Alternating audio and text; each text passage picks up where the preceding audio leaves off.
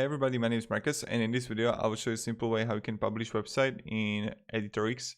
So let's start. The first thing you want to do is just be here in Editor X, and when you're here you just want to right top corner and you're going to see publish. Click on it, and when you're going to publish you have options to like have your own Editor X website, or you can create a custom domain and you can just click here upgrade now.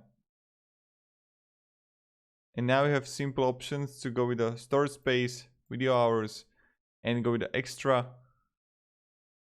or yeah, this is pretty much it how we do it. So thank you very much everybody,